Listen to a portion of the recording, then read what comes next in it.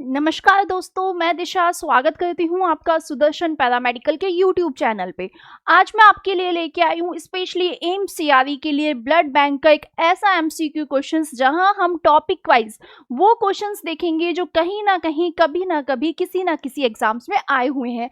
इसी के साथ में हम कंप्लीट ब्लड बैंकिंग को भी आज देखने वाले हैं। So let's start. सबसे पहले बात की जाए टॉपिक्स की कि हम कौन कौन से टॉपिक्स यहाँ देखेंगे, तो यहाँ हम ब्लड बैंक क्या होता है, कैसा होता है एंड कौन कौन सी चीजें उसमें इन्वॉल्व है उसके एमसीक्यूज देखेंगे। डोनर का सिलेक्शन कैसे किया जाता है, कैसे रजिस्ट्रेशन होता है, साथ ही में ह्यूमन ब्लड ग्रुप्स के ओनली सिस्टम्स यहाँ देखेंगे कैसे की जाती है, ये हम नहीं देखेंगे।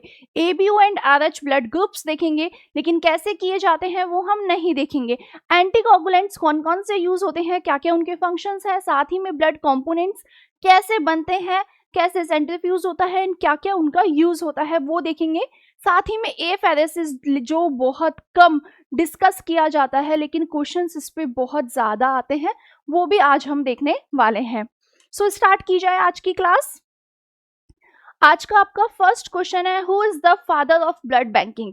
सबसे पहले तो आपको ये पता होना चाहिए। अब क्या होता है, जितने भी माइक्रोबायोलॉजी के जितने भी साइंटिस्ट है ना, वो हम बहुत अच्छे से डिस्कस करते हैं, लेकिन ब्लड बैंकिंग का हम कभी डिस्कस ही नहीं किया जाता।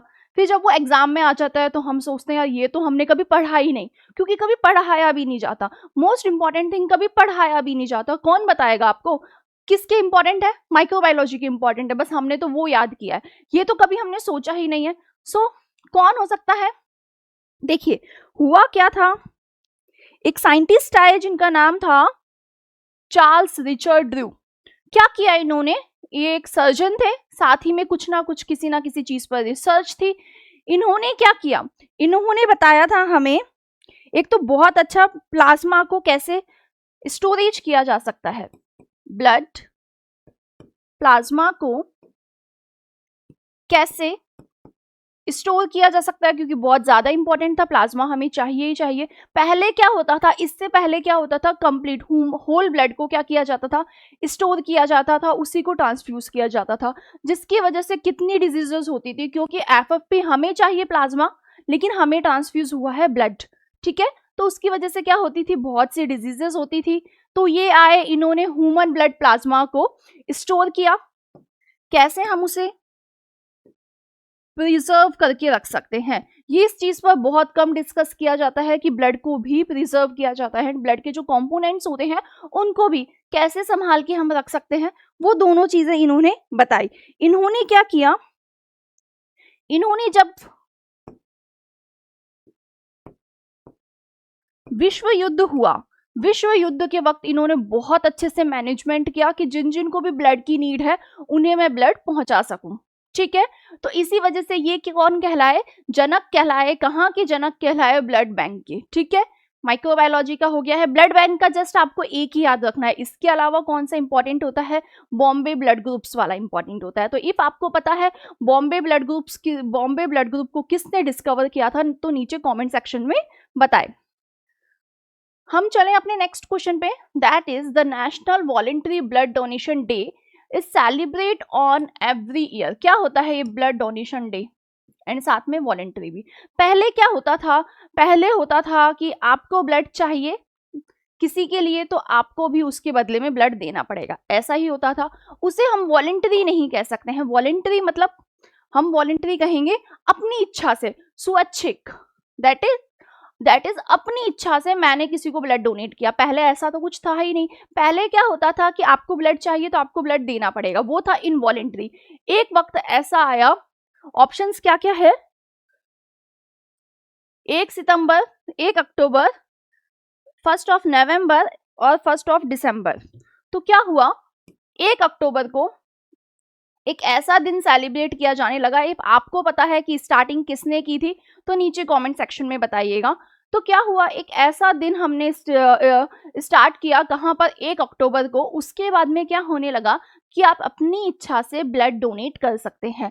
आपका कोई रिलेटिव वहां नहीं फंसा हुआ है, कोई वहां पर इंजरी नहीं हुई है, कोई हॉस्पिटल में एडमिट नहीं है, आप अपनी इच्छा से ब्लड डोनेट करना चाहते हैं, उसके लिए आपको कुछ मिलेगा भी नहीं। सिर्फ आपने ये सोचा कि मैं ब्लड डोनेट करता हूँ तो मेरे वजह से 3 लोगों की या 5 लोगों की जिंदगी, लाइफ सेव हो सकती है, इस वजह से वॉलेंटरी ब्लड डोनेशन स्टार्ट हुआ। ये सबसे सेफेस्ट है।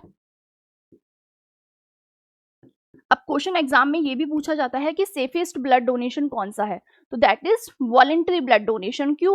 क्योंकि जब भी आप अपनी इच्छा से कुछ करते हैं ना, तो आप वहां झूठ नहीं बोल सकते हैं।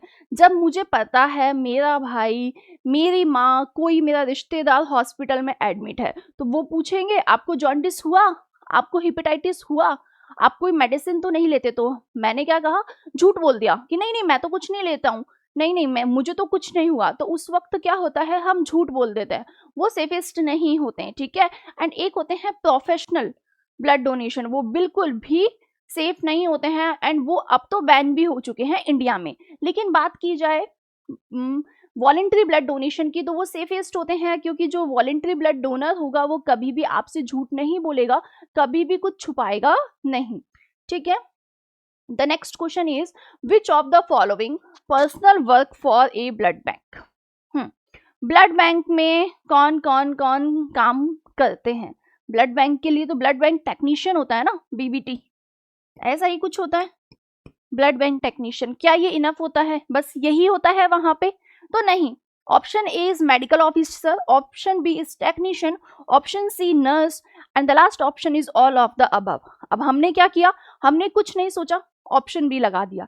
लेकिन ये क्या हो जाएगा, ये गलत हो जाएगा। क्यों गलत हो जाएगा? क्योंकि ब्लड बैंक का भी एक अपना स्टाफ होता है। कैसा स्टाफ होता है कि आप गए हैं ब्लड डोनेशन के लिए, या कोई पेशेंट आपका एडमिट है, ठीक है, एंड आपने क्या किया, आपको उसके लिए ब्लड चाहिए, तो कहाँ जाएंगे आप? सबसे पहले एमओ के पास जाएंगे, ठीक है। एमओ आपको बताएगा, एमओ आपसे हिस्ट्री लेगा कि आपको कोई डिजीज तो नहीं है, कोई स्पेसिफिक कंडीशन तो नहीं है, आप ब्लड लेने के लिए, क्या ब्लड देने के लिए, ब्लड डोनेशन के लिए एलिजिबल है भी या नहीं। उसके बाद में क्या होगा, उसके बाद में वो आपको कहाँ भेजेंगे, वो आपको भेजेंगे नर्स के पास। नर्स ने क्या किया है, आपका ब्लड कलेक्ट किया है। ब्लड कलेक्शन के बाद में क्या किया जाएगा, जो टेक्नीशियन है उस टेक्नीशियन ने क्या लगाए हैं, उन पर टेस्ट लगाए हैं, ठीक है। तो आपको किसकी नीड है ब्लड बैंक में? इन सभी की नीड आपको होगी। तो आपका करेक्ट आंसर क्या होगा, option D, all of the above, ठीक है। हम चलते हैं नेक्स्ट क्वेश्चन पे। The next question is which one of the following does not include in various aspects of QC in blood bank? सबसे बड़ी चीज, क्या ब्लड बैंक में भी QC लगती है? क्योंकि हम QC कहाँ पढ़ते हैं, या तो हिमेटोलॉजी में या फिर बायोकेमिस्ट्री में। लेकिन नहीं, जहाँ जहाँ कोई ना कोई टेस्ट लगता है, जहाँ जहाँ हम कहें मैनुअल टेस्ट भी जहाँ लगते हैं, जहाँ मशीन्स है, वहीं वहाँ सभी जगह क्या लगती है, QC लगती है। QC इज क्वालिटी कंट्रोल, जो आपने किया है वो ठीक से किया है या नहीं, वो देखने के लिए। अब देखिए, हमने कहा कि ब्लड बैंक में QC के लिए कौन इंक्लूड नहीं है, क्या नहीं है, कौन सा इंक्लूड नहीं है, नॉट इंक्लूडेड। तो सबसे पहले तो all the reagents should be clear without any turbidity. जितने भी आपने रिएजेंट्स यूज किए हैं वो बिल्कुल साफ होने चाहिए, उसमें कुछ भी धुंधलापन कब आता है, जब बैक्टीरियल कॉन्टामिनेशन हो जाए। तो बैक्टीरिया नहीं होने चाहिए, इसका मतलब वो बिल्कुल साफ होने चाहिए। या option B, the D antigen should be check with only the positive control, कि जो डी एंटीजन होता है वो पॉजिटिव कंट्रोल के साथ में चेक किया जाना चाहिए। Working of refrigerator, centrifuge and water bath should be check periodically, मतलब कि जो जितनी भी सेंट्रीफ्यूज है, वाटर बाथ है, फ्रिज है, उनको हमें क्या करना है, पीरियडिकली चेक करना है, मतलब समय समय पर कुछ कुछ टाइम पे उसकी जांच होनी चाहिए। Records of validation, QC and staff training procedures must be maintain, मतलब कि QC को मेंटेन रखना है, जो स्टाफ है स्टाफ को अच्छे से ट्रेन रखना है, वैलिडेशन वो भी हमें क्या होना चाहिए, सत्यापन जो है वो भी होना चाहिए। तो क्या होगा इसका सही जवाब, क्योंकि सभी तो सही है, तो हमें क्या देखना है, हमें यहाँ से एक छोटी सी गलती निकालनी है। क्या गलती निकली है, तीनों सही है, ACD एंड B भी सही है, लेकिन B के साथ में क्या प्रॉब्लम है कि यहाँ इन्होंने क्या लिखा है, यहाँ इन्होंने लिखा है ओनली, ठीक है। तो जो डी एंटीजन है उसका क्यूसी, डी एंटीजन को ओनली पॉजिटिव कंट्रोल के साथ में ही नहीं चेक किया जाता, इसको नेगेटिव कंट्रोल के साथ भी चेक किया जाता है। ठीक है, तो क्यूसी में आपने नेगेटिव कंट्रोल नहीं दिया, ओनली पॉजिटिव कंट्रोल दिया, इसलिए यह क्यूसी के लिए क्यूसी में इंक्लूड नहीं होगा। तो ये आपका क्या हो गया है, गलत ऑप्शन हो गया है और हमें यहाँ पर गलत ही चूज करना था। ठीक है, तो इसका सही जवाब क्या होगा, option B. The next question is in the blood bag white coloured label is used for. अब क्या होता है जब भी हम ब्लड बैग्स देखते हैं लाइक दिस, ये आपका क्या है, ब्लड बैग है। ठीक है, यहाँ हम देखते हैं छोटे छोटे लेबल्स लगे हुए होते हैं, किसी में रेड होता है, किसी में येलो होता है, किसी में ब्लू होता है, किसी में व्हाइट होता है। इन सभी का क्या होता है कि स्पेसिफिक मीनिंग होता है। तो आपसे पूछा गया है व्हाइट वाला जो लेबल है वो किसके लिए यूज होता है, ए बी के लिए, ओ के लिए, ए के लिए या बी के लिए। अब ये जो सवाल है ना ये थोड़ा सा कंफ्यूजिंग है। क्यों? क्योंकि हम ब्लड बैंक्स में तो गए हैं, हमने बहुत टाइम वहां काम भी किया है, लेकिन हमने कभी नोटिस नहीं किया। ठीक है, तो आज मैं आपको बता देती हूँ कि व्हाइट वाला जो है वो किसके लिए यूज होता है, तो वो होता है ए बी के लिए यूज। ठीक है, बात की जाए ओ के लिए, तो ओ के लिए कौन सा होता है, रेड वाला लेबल होता है। ए के लिए येलो लेबल होता है एंड बी के लिए ब्लू लेबल होता है। तो ये बहुत ज्यादा इंपॉर्टेंट क्वेश्चन था एंड यहीं से आपको 3 एमसीक्यूज और मिल चुके हैं। ठीक है, चले हम अपने नेक्स्ट क्वेश्चन पे, that is which type of donor should avoid donation. Donation किसका अवॉइड किया जाना चाहिए एंड किया जाता भी है। Option first is dental extraction patient, ऐसा पेशेंट जिसने दांत निकलवाया है या उसका कोई ना कोई डेंटल ट्रीटमेंट चल रहा है। Option B alcohol drinker person, जो अल्कोहल लेते हैं उन लोगों का। वीमन ऑन मेंसेस, एक ऐसी महिलाएं जो ऑन पीरियड्स है। ठीक है, ऑल ऑफ द अबव। अब हमने कुछ नहीं सोचा, हमें ये तो पता है अल्कोहल वाले का तो नहीं लिया जाता। ठीक है, तो हमने ये टिक लगा दिया। कुछ लोगों को ये पता होगा मेंस्ट्रुएशन में नहीं लिया जाता, तो हमने ये लगा दिया। ठीक है, बट कभी सोचा है ऐसा क्यों? क्योंकि कुछ भी होता है ना उसके पीछे कोई ना कोई वजह तो होती है। बिना बात के और बिना मतलब के इस दुनिया में कुछ नहीं होता है। नेचर में भी कुछ नहीं होता है, नेचर में भी फूल जब ही खिलते हैं जब बारिश आती है, ऐसा ही कुछ होता है। तो यहाँ ये सब कुछ बिना मतलब होता है क्या? क्योंकि देखो बहुत छोटा सा दिमाग है, हम इस छोटे से दिमाग में सब कुछ तो याद नहीं कर सकते, तो क्यों ना उन चीजों को समझा जाए। तो देखो जब भी डेंटल क्लिनिक चलता है तो ऐसा क्या होता है कि हम वहाँ ब्लड डोनेट ही नहीं कर सकते हैं, क्योंकि ब्लड तो यहाँ वैसे क्या होता है क्वेश्चन पूछे भी जाते हैं, जब कैंप्स लगते हैं तो वहाँ क्वेश्चन पूछे भी जाते हैं कि दांत का ट्रीटमेंट तो यहाँ से चला है ना, ब्लड तो आपको यहाँ से लेना है, दिक्कत क्या है। तो देखिए क्या होता है, जब भी डेंटल ट्रीटमेंट होगा, दांत का ट्रीटमेंट होगा, तो उसमें कौन इन्वॉल्व है, आपका मुंह इन्वॉल्व है। मुंह में कौन है, दांत है। और दांतों में जब भी कोई आउटसाइड से कोई भी चीज आई तो आपको क्या हो सकता है, बैक्टीरियल कंटामिनेशन हो सकता है, बैक्टीरियल कंटामिनेशन हो सकता है। यहां तक आपके मुंह में क्या पहुंच चुके हैं, बैक्टीरिया पहुंच चुके हैं। वो बैक्टीरिया कहाँ जाएंगे, आपकी जीआईटी में जाएंगे। एंड बहुत से बैक्टीरिया ऐसे भी तो होते हैं जिन्हें ब्लड अब्सॉर्ब कर सकता है। ठीक है, तो ये बैक्टीरिया कहाँ चले गए हैं, आपके ब्लड में चले गए हैं। ठीक है, कहाँ से आए थे, जो आपका डेंटल क्लिनिक डेंटल ट्रीटमेंट था, जो आपका दांत का इलाज था, वहां से कुछ बैक्टीरियाज आए और बैक्टीरियाज कहाँ चले गए हैं, आपके ब्लड में चले गए हैं। और यही ब्लड तो आपने क्या किया है, ट्रांसफ्यूज किया है। तो ये बैक्टीरिया कहाँ जा सकते हैं, जो रेसिपिएंट होगा, जो उस ब्लड का यूज करेगा, उसके पास भी जा सकते हैं। इसलिए हम ये वाला ब्लड को अवॉइड किया जा सकता है, जाता है। बात की जाए अल्कोहल ड्रिंकिंग पर्सन की, लिया ही नहीं जाता। क्यों नहीं लिया जाता, बहुत सिंपल सी सिचुएशन समझ लो, डिहाइड्रेशन। डिहाइड्रेशन, पानी की कमी होती है जो अल्कोहल्स लेते हैं उनमें। ठीक है, तो ब्लड की जो क्वालिटी है, ब्लड के जो कंपोजिशन है, वो भी क्या होंगे, थोड़े से डिस्टर्ब हो जाते हैं। अब जो आपका थर्ड ऑप्शन है ना, मेंसेस वाला है ना, मेंस्ट्रुएशन में ब्लड डोनेट नहीं किया जा सकता, नहीं नहीं, बिल्कुल नहीं। मेंस्ट्रुएशन में भी आप ब्लड डोनेट कर सकते हैं, आपके ब्लड में कोई प्रॉब्लम नहीं होगी, आपका ब्लड वैसा ही होता है जैसा कि नॉर्मल कंडीशन में होगा। तो ब्लड क्यों नहीं लिया जाता, ब्लड इसलिए नहीं लिया जाता है क्योंकि पहले ही इस सिचुएशन में क्या होगा, ब्लड लॉस होगा। उसके बाद में ऐसा तो है नहीं कि आपको 5 ml ब्लड देना है, आपको कितना देना होगा, मिनिमम 350 ml आपको ब्लड देना होगा। 2 साइड से ब्लड लॉस हुआ है तो क्या हो सकती है, कुछ कॉम्प्लिकेशंस हो सकते हैं, चक्कर आ गए हैं, बेहोश हो गए हैं, वीकनेस हो गई है। इन्हीं चीज़ों से बचने के लिए क्या होता है, मेंस्ट्रुएशन में ब्लड डोनेट नहीं किया जाता, उसको अवॉइड किया जाता है, ठीक है। बाकी कोई प्रॉब्लम नहीं होती है। इस सिचुएशन में ब्लड आपका नॉर्मल ही होता है, कोई भी उसमें कोई भी डिजीज नहीं होगी, कोई भी अबनॉर्मलिटी नहीं होगी। सिर्फ आपके जो हेल्थ है उसको देख के आप ब्लड देते हैं। तो आपका सही जवाब क्या होगा, अवॉइड कौन सा किया जाता है, सभी अवॉइड किए जाते हैं। तो the last option D, all of the above is correct answer.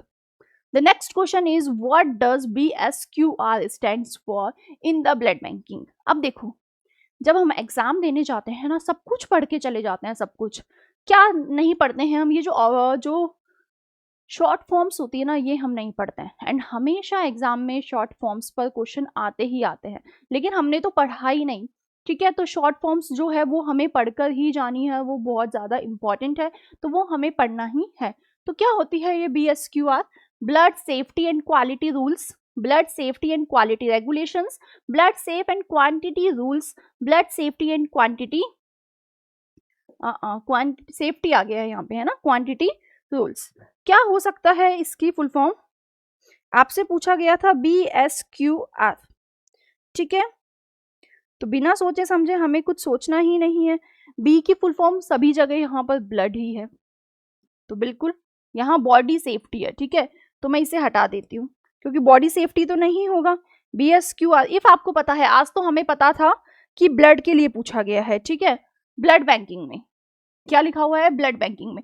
If यहाँ ब्लड बैंकिंग नहीं लिखा होता तो हम कंफ्यूज हो सकते थे कि शायद हो सकता है बॉडी सेफ्टी हो, लेकिन जब हमें ये कहा गया है कि ब्लड बैंकिंग में है तो हमें ये कंफर्म हो गया कि इन तीनों में से होगा, ये ऑप्शन तो नहीं हो सकता, ठीक है। ऐसा ही कुछ है कि ये ऑप्शन नहीं हो सकता है।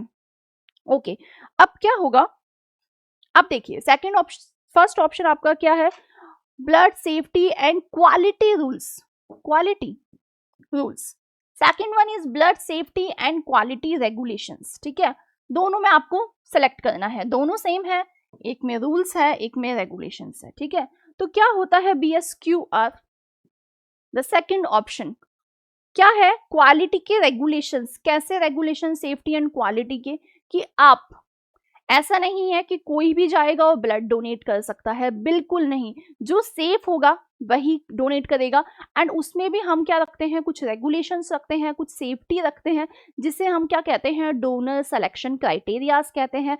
लाइक हीमोग्लोबिन इतना होना चाहिए, BP इतना होना चाहिए, इफ आपको हिपेटाइटिस है, मलेरिया है, डेंगू है, कोई वैक्सीन लिया है, रिसेंटली अबॉर्शन हुआ है, कोई डिजीज है, HIV है, हिपेटाइटिस है, या आपको कोई कार्डियक डिजीज है, किडनी डिजीज है, लंग डिजीज है, आप ब्लड नहीं दे सकते हैं, ठीक है। तो ये बहुत सेफ था कि रेगुलेशंस बनाए गए, एंड उसके बाद में जो ट्रांसफ्यूजन ट्रांसमिटेड रिएक्शंस है वो भी हमें बहुत कम देखने के लिए मिली।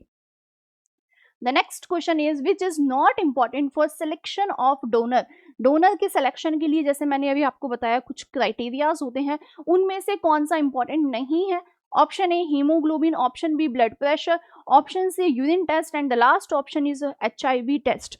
कौन सा यहाँ इंपॉर्टेंट नहीं है वो आपको देखना है। तो हम क्या देखते हैं, देखिए कि जो हीमोग्लोबिन है वो बहुत ज्यादा इंपॉर्टेंट है। क्यों? क्योंकि आपको लेना क्या है, ब्लड लेना है। तो देखिए ब्लड डोनेशन के लिए आपका जो हीमोग्लोबिन है वो अप्रॉक्स 12.5 या 12 से तो ज्यादा होना चाहिए, तो ये बहुत ज्यादा इंपॉर्टेंट है। बात की जाए ब्लड प्रेशर की, तो जो नॉर्मल होता है वो तो होना ही चाहिए। इफ कम हुआ, इफ यहाँ क्या होगा, कम है, तो क्या हो सकता है, आपको चक्कर आ सकते हैं, डिजीनेस फील हो सकती है, नोजिया हो सकता है, बेहोश भी हो सकते हैं, ठीक है।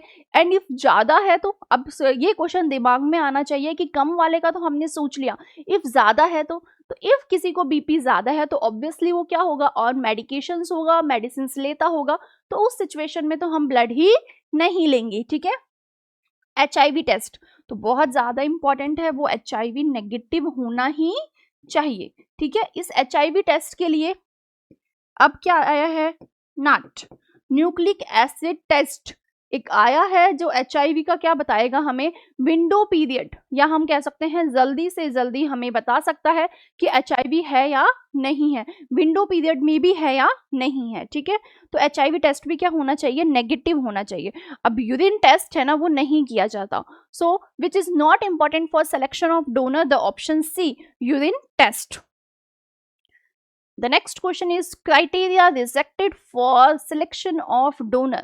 ठीक है, आपको ऐसे कौन से क्राइटेरियाज है जो क्या किए जाते हैं, अस्वीकार होते हैं, मतलब माने नहीं जाएंगे, मतलब ये सब कुछ है तो आप ब्लड डोनेट नहीं कर सकते हो। Option A, age above 18। तो हाँ, 18 से ज्यादा की ही तो एज चाहिए हमको, 18 टू हम कह सकते हैं 50 और 60। ठीक है, HB should not be less than 12.5, से कम नहीं होना चाहिए, ज्यादा कितना हो सकता है, 16.5। ठीक है, interval between donation is 16 weeks. जो इंटरवल है दो डोनेशन के बीच में वो 16 वीक्स का होना चाहिए, मतलब कितना, 120 डेज। ठीक है, इतना ही होना चाहिए। Option D is viral hepatitis और एड्स। अब क्या आता है दिमाग में क्वेश्चन देखते ही कि ये सब कुछ नहीं होना चाहिए ना, लेकिन यहाँ ये नहीं दिया हुआ है कि नहीं होना चाहिए, यहाँ क्या दिया हुआ है कि उसको हेपेटाइटिस और एड्स होगा तो आपको चलेगा, तो नहीं, बिल्कुल नहीं चलेगा। हमने उसको क्या किया है, रिजेक्ट किया है, हमें ये सिचुएशन बिल्कुल भी नहीं चलेगी। ठीक है, the next question is which point are necessary for before collection of blood from donor। देखो कौन कौन सी जो पॉइंट्स है वो इंपॉर्टेंट है ब्लड डोनेशन से पहले। Option A is donor data form, option B physical examination, option C है history of malaria, and the last option is all of above.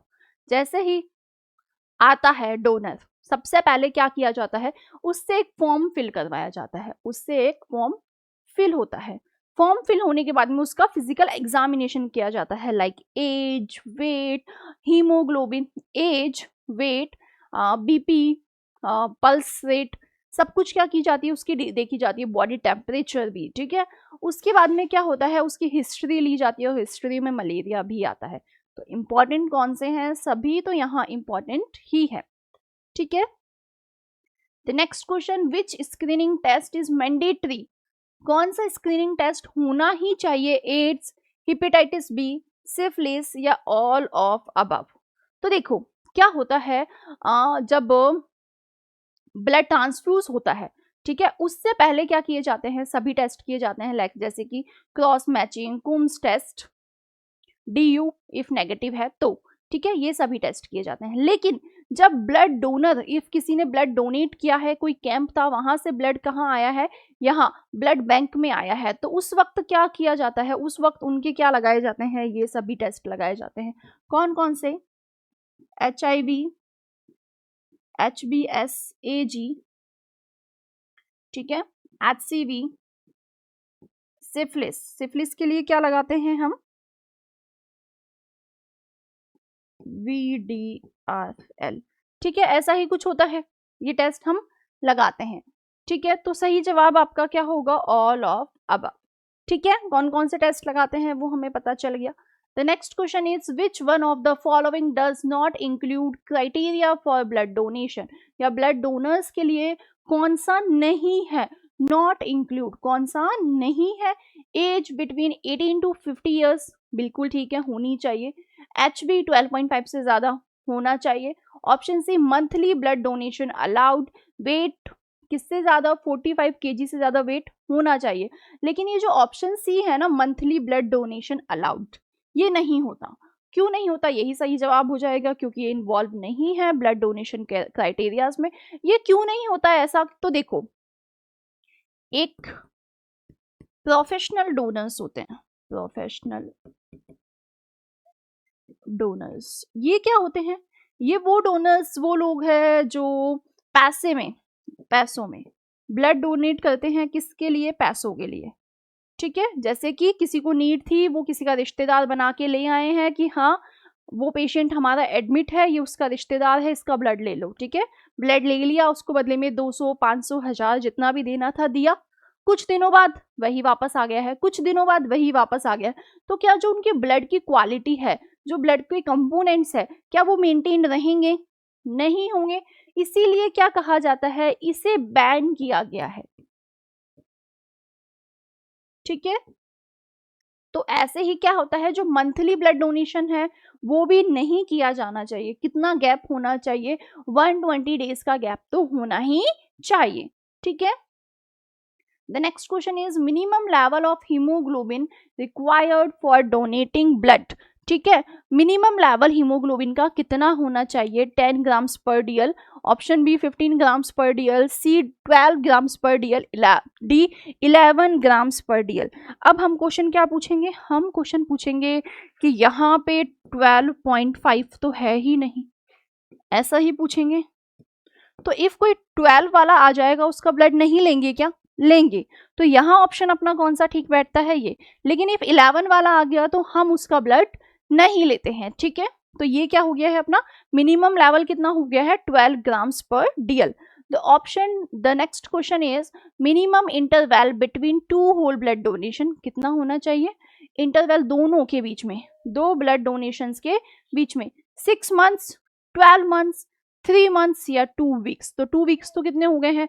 15 days हो गए हैं, ये तो बहुत ही कम हो गए हैं। कितना होना चाहिए? 3 मंथ्स, 90 डेज, और 6 मंथ्स कितने हो जाएंगे? इससे ज्यादा वाला कौन सा है? 6 मंथ्स, 180 डेज, कुछ ज्यादा ही हो गए। तो हम कितना? ऑप्शन सी क्या चूज करेंगे हम? 90 डेज हम चूज कर सकते हैं। सही जवाब आपका होगा option C. Next question is fundamental principle of blood grouping discovered by. Blood grouping का फंडामेंटल किसने बताया था? आपसे पूछा गया है जस्ट ओनली फंडामेंटल, ठीक है। किसने बताया था?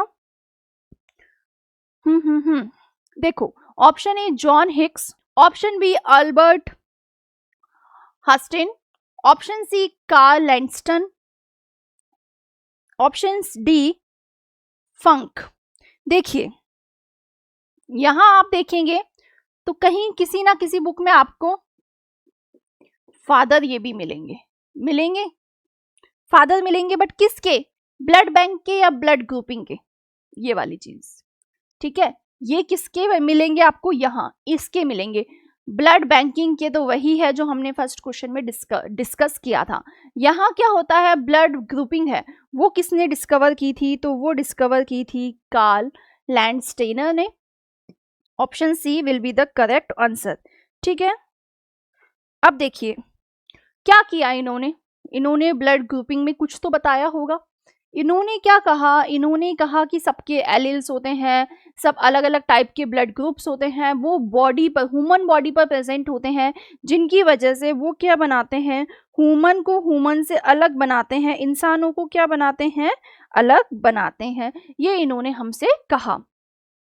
The next question is who invented Bombay blood group. मैंने कहा था आपको ये चीज तो याद होनी ही चाहिए कि बॉम्बे ब्लड ग्रुप की खोज किसने की। Option A K Landsteiner, option B V M Coombs, option C R Bhende, option D Robert Koch. ये कहाँ आते हैं? ये अपने आते हैं माइक्रोबायोलॉजी में। माइक्रोबायोलॉजी में बहुत सारे कॉन्ट्रीब्यूशंस हैं इनके जो इन्होंने दिए, ठीक है। इफ किसी को पता हो, याद हो रॉबर्ट कॉश ने क्या क्या कॉन्ट्रीब्यूशंस दिए थे तो नीचे कमेंट सेक्शन में बताइएगा, ठीक है। बात की गई है बॉम्बे ब्लड ग्रुप की, ठीक है। बीबी ब्लड ग्रुप जो आपका होता है वो किसने किया, ठीक है। तो बताइए, देखिए क्या हुआ था बॉम्बे में? कौन थे? आर भिंडे। उन्होंने क्या किया? आर भिंडे ने बॉम्बे ब्लड ग्रुप बताया। बहुत कम लोगों में होता है, हम कह सकते हैं 1 in millions, ठीक है, या थाउजेंड्स, ठीक है। बहुत कम लोगों में क्या होता है? ये बॉम्बे ब्लड ग्रुप होता है। क्या होता है बॉम्बे ब्लड ग्रुप? उसको हम एक अच्छे से समझेंगे क्योंकि बहुत इंपॉर्टेंट है, क्वेश्चन एग्जाम में पूछा जाता है। क्या है ये?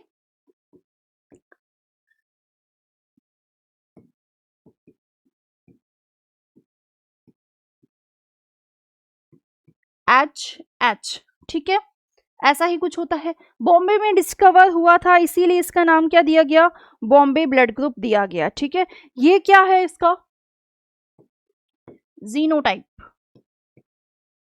इफ हम बात करें इसके फिनोटाइप की कि फिनोटाइप क्या होता है, तो देखिए OH इज फिनोटाइप।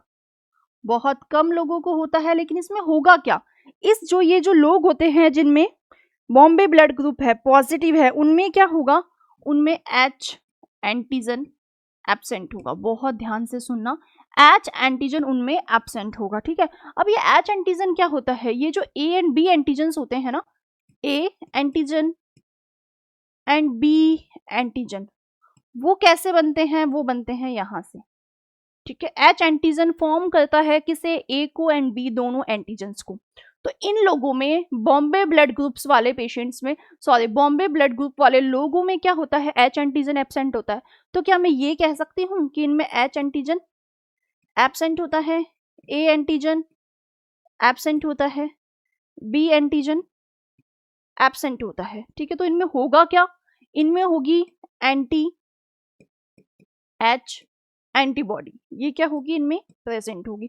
एंड सबसे अच्छी बात क्या है, सबसे अच्छी बात है कि ये जो H वाला है ना, वो ट्रांसफ्यूज कर सकता है ब्लड ओनली H को, ले भी उसी से सकता है एंड दे भी उसी को सकता है ब्लड, कौन को, जो इसके जैसा बिल्कुल सेम हो, ठीक है। अब यूज क्या आती है, ये भी क्वेश्चन कभी कभी एग्जाम में पूछ लेते हैं कि क्या यूज आएगी, यहाँ यूज क्या किया जाता है इसके डिटर्मिनेशन के लिए, इसको देखने के लिए।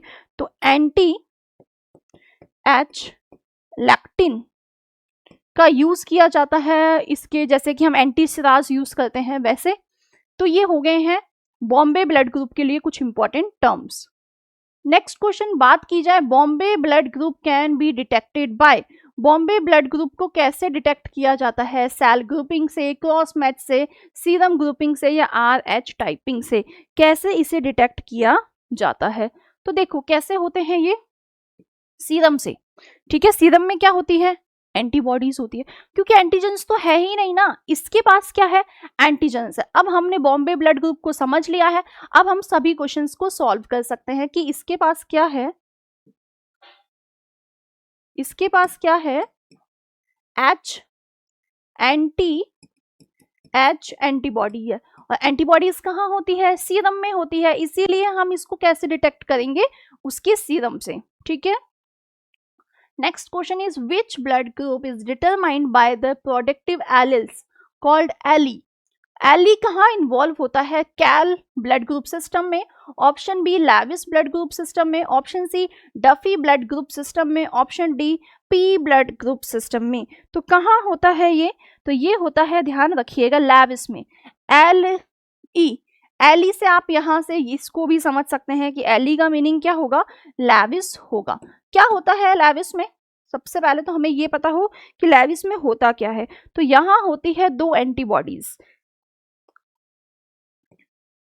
लेविस ब्लड ग्रुप सिस्टम, यहाँ क्या होते हैं, दो एंटीजेंस होते हैं सबसे पहले तो, ठीक है। कौन कौन से एंटीजेंस होते हैं, LEA एंड LEB, ठीक है। सेम एज इट इज क्या होती है, यहाँ पे एंटीबॉडीज भी होती है। कौन कौन सी एंटीबॉडीज होती है, तो देखिए एंटी-LE एंटीबॉडीज भी यहाँ पर प्रेजेंट होती है।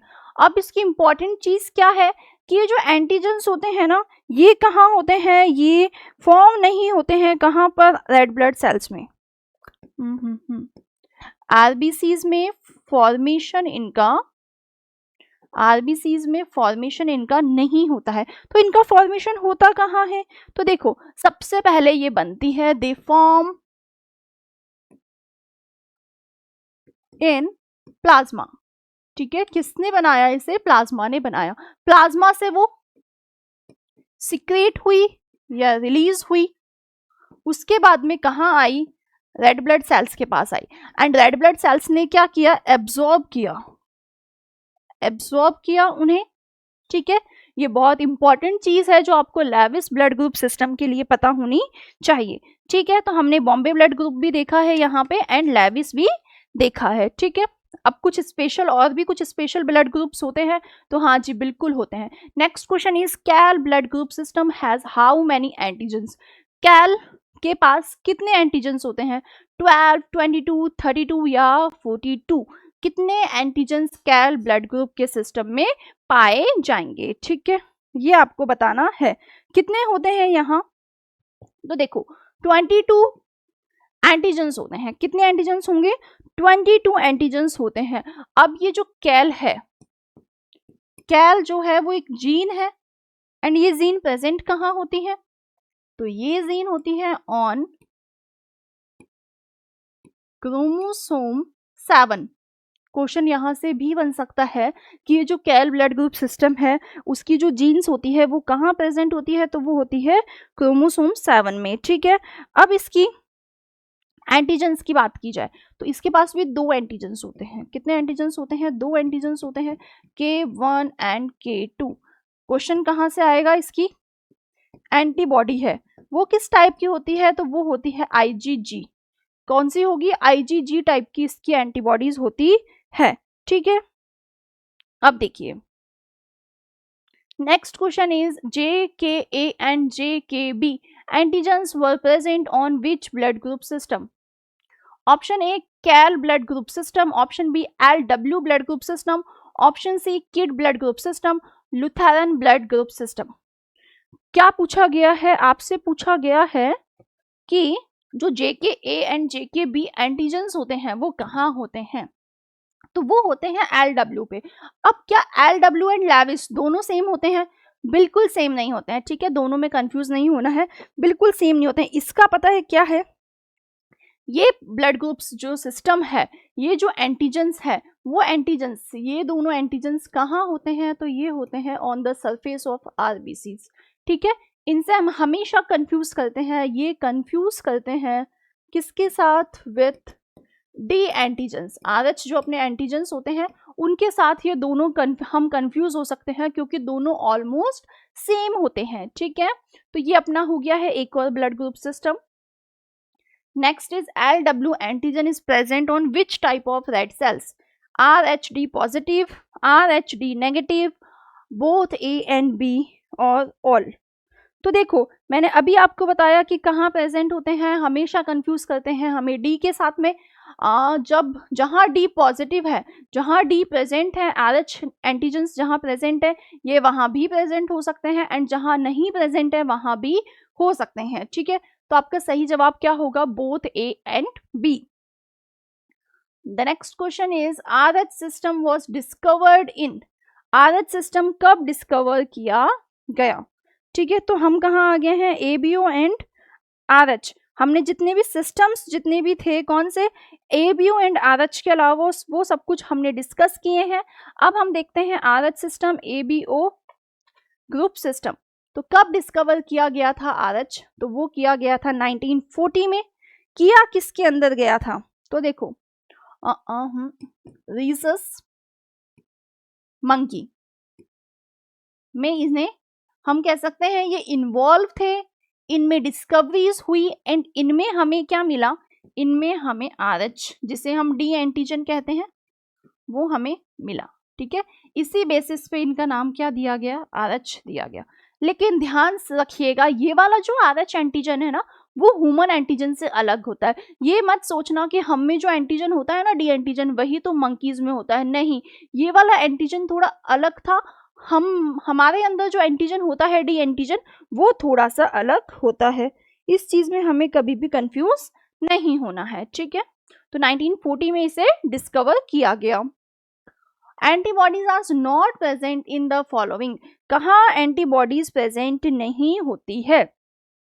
ठीक है, तो इसके लिए हम थोड़ा सा जितने भी टाइप के ब्लड ग्रुप्स होते हैं ABO वाले वो हम देखें तो होता है A, B, AB and D।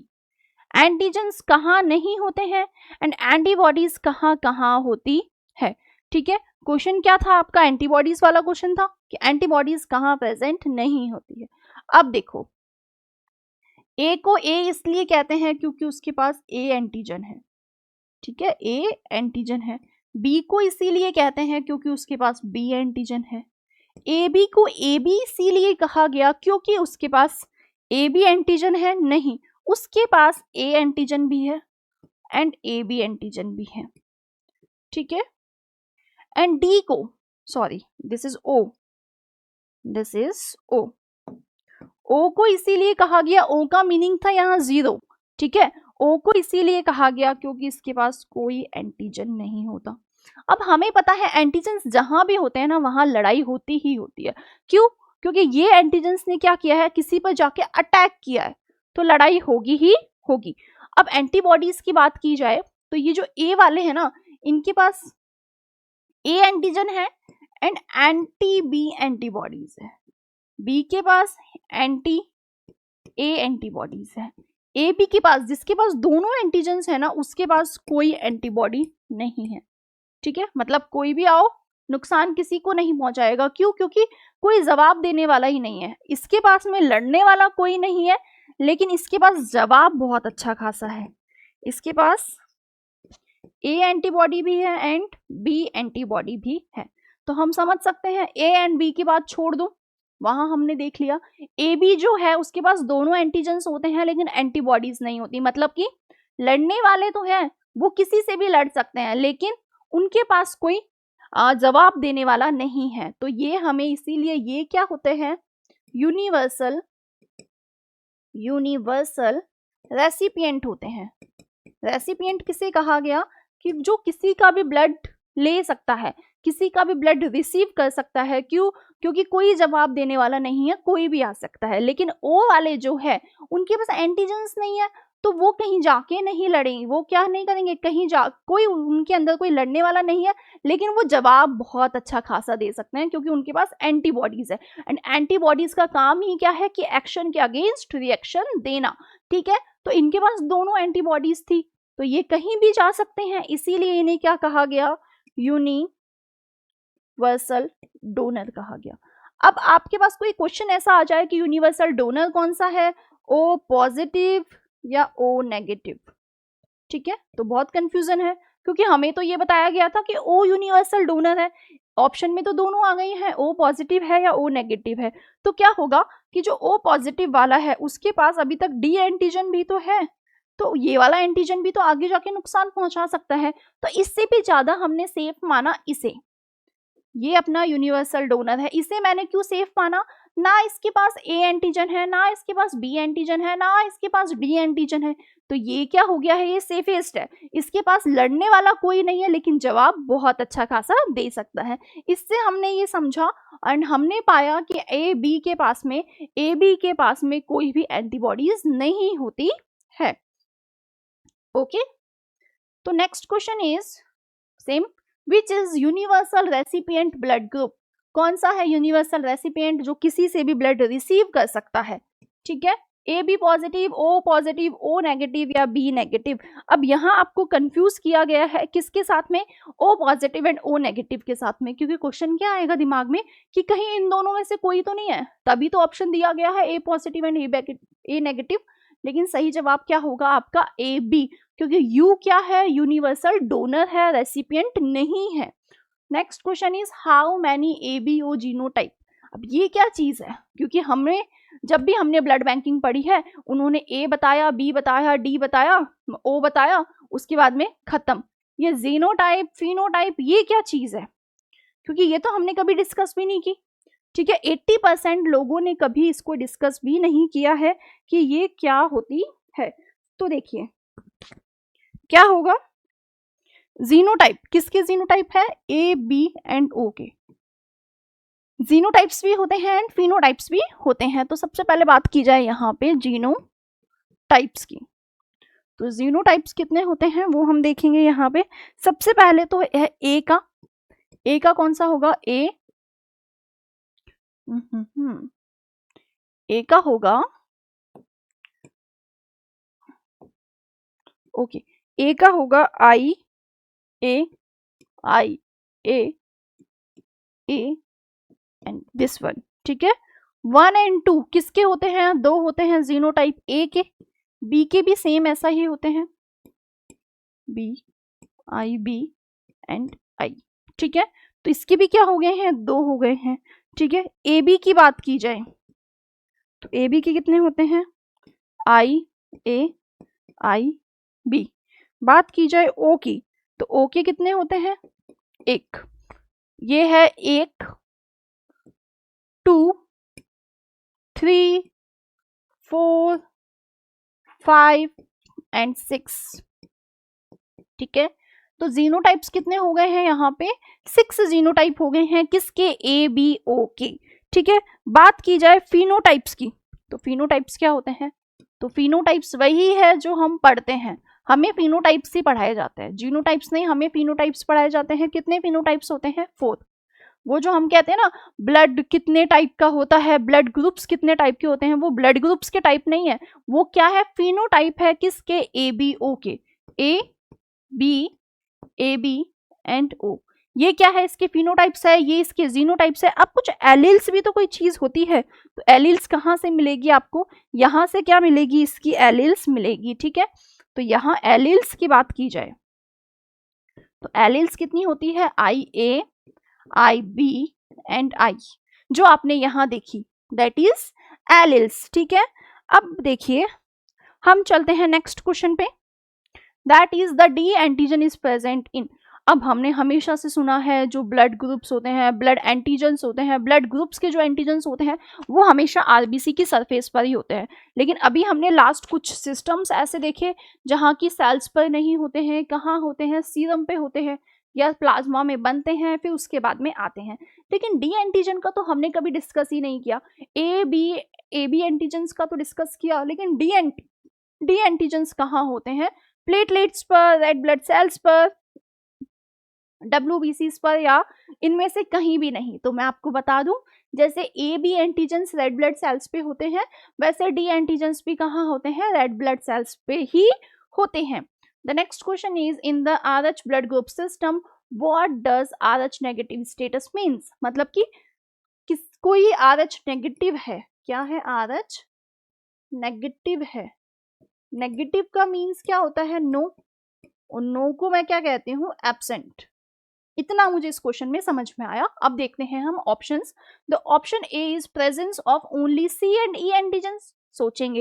Absence of D antigens, presence of D antigens in the protozoa, absence of A and B antigens. तो देखो डी ब्लड ग्रुप जो है ना, उसमें RH के नेगेटिव होने से हम ये नहीं बता सकते हैं कि ए और बी प्रेजेंट है या नहीं है, या नहीं है, तो ये नहीं हो पाएगा। सी एंड ई एंटीजन्स, ये तो मैंने सुने ही नहीं है कि RH में होते हैं, तो ये भी नहीं हो पाएगा। अब हम कंफ्यूज हो सकते थे एब्सेंस ऑफ डी एंटीजन से एंड ये प्रेजेंस ऑफ डी एंटीजन से, लेकिन कहा गया है प्रोटोजोआ, प्रोटोजोआ की तो बात ही नहीं की गई, यहाँ किसकी बात है, ह्यूमन की, तो ये भी नहीं होगा। अपना सही जवाब क्या होगा, एब्सेंस ऑफ डी एंटीजन।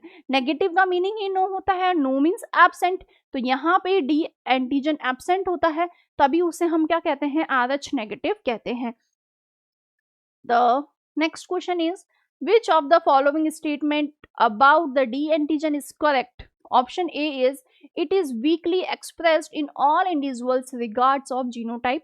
यह जीनोटाइप से इसको कुछ मतलब नहीं है कि क्या जीनोटाइप है, ये सभी में प्रेजेंट होता है वीकली, मतलब कहीं ना कहीं इसका लेना देना DU से कहा गया है कि इफ कोई RH नेगेटिव है तो भी उसका DU पॉजिटिव आना ही आना चाहिए। वीक डी एंटीजन तो सभी में प्रेजेंट होता ही है। सही पूछा गया है, कौन सा करेक्ट है, option B, it is present on both WBC and platelets. ठीक है, सोचेंगे डी, WBC प्लेटलेट्स में होता है या नहीं होता। It is highly immunogenic and can cause severe haemolytic disease of foetus and newborn, मतलब कि HDN होता है इसकी वजह से, या IgM मेडिएटेड एंटीजन्स, प्लेसेंटा को क्रॉस नहीं कर सकती IgM एंटीजन्स। ठीक है, क्या होगा इसका सही जवाब, तो देखो क्या होता है, बेसिकली जितने भी डी नेगेटिव पेशेंट्स होते हैं ना, RH नेगेटिव जितने भी पेशेंट्स होते हैं, ऐसा नहीं है कि उनका DU हमेशा पॉजिटिव ही आएगा, ऐसा बिल्कुल भी नहीं होता, तो ऑप्शन ए ठीक नहीं है। It is present on both WBC and platelets, तो नहीं, ये अभी हमने लास्ट क्वेश्चन पे देखा, ये कहाँ होते हैं, रेड ब्लड सेल्स पे होते हैं, तो ये भी गलत। IgM मेडिएटेड एंटीजन्स नहीं होते हैं, ये भी गलत। ये क्या है, इनकी वजह से क्या होता है, HDN haemolytic disease of foetus and newborn होता है एंड बहुत ज़्यादा हाईली इम्यूनोजेनिक होते हैं। इसीलिए जब भी नेगेटिव वाला पेशेंट है, RH नेगेटिव जिस भी पेशेंट का होता है, उसका हमेशा DU लगाया जाता है, जिससे कि हम ये देख सके कि आगे HDN ना हो उसे, ठीक है। एंड इफ उसका DU पॉजिटिव आता है तो हम उसे क्या कहते हैं कि वो क्या है, RH पॉजिटिव ही है, DU पॉजिटिव ही है। उसमें वीक डी एंटीजन था, RH एंटीजन उसमें क्या था, वीकली शो होता है। The next question is blood group A person can safely blood from, can receive safely blood from which of the following donor types. एक patient है, एक recipient है, ठीक है, ये है A वाला, A है, इसका मतलब इसके पास A एंटीजन है एंड इसके पास एंटीजन है A एंड एंटीबॉडी है एंटी B। और इसी के जब भी ऐसा कुछ क्वेश्चन आए ना, ऐसा ही कुछ बनाना है, ठीक है। एंड जो AB है वो can receive and O can give to anyone. Options क्या है, B and O, O and A, AB and A, AB and O। अब देखो यहाँ जब भी हमने ऐसा कुछ क्वेश्चन बनाया है ना, हम कभी भी कंफ्यूज नहीं होंगे, ठीक है। O दे सकता है ना किसी को भी, तो इसको भी दे देगा, ठीक है। जब ये किसी को भी ब्लड दे सकता है, इसको भी दे देगा, तो यहाँ भी O है, यहाँ भी O है, यहाँ O नहीं है, यहाँ भी O है, तो ये जवाब कैंसिल। अब इसके पास A एंटीजन है, तो ये B वाले को कैसे ले सकता है, क्योंकि B वाला जो ब्लड देगा उसमें B एंटीजन होगा। यहाँ तो लड़ाई हो जाएगी ना, B एंटीजन और एंटी B एंटीबॉडी में, दोनों में लड़ाई हो जाएगी। मान लेते हैं हम कि B वाले ने इसको ब्लड दिया, उसके पास में थी B एंटीजन्स, वो यहाँ आए, आके इन दोनों में लड़ाई हो जाएगी, ट्रांसफ्यूजन रिएक्शन होगी बहुत गंदी वाली, ठीक है। तो ये कैंसिल हो गया है, कौन सा वाला, ये वाला कैंसिल हो गया है। ए बी तो किसी से भी ले सकता है, किसी को दे नहीं सकता है वो, तो ये भी कैंसिल हो गया। अपना क्या होगा, अपना सही जवाब होगा O से ले लो, क्योंकि O यूनिवर्सल डोनर है, किसी को भी ब्लड डोनेट कर सकता है। एंड A इसके जैसा है, मैं जैसा हूं मुझे भी वैसे से ही ब्लड चाहिए, तो ये इसका सही जवाब हो जाएगा, ठीक है। The next question is preservatives used in ABD एंटीसिरा। ABD एंटीसिरा मतलब वो जो बोटल्स आती है ना छोटी छोटी, ऐसी ही कुछ बोटल्स आती हैं, yellow blue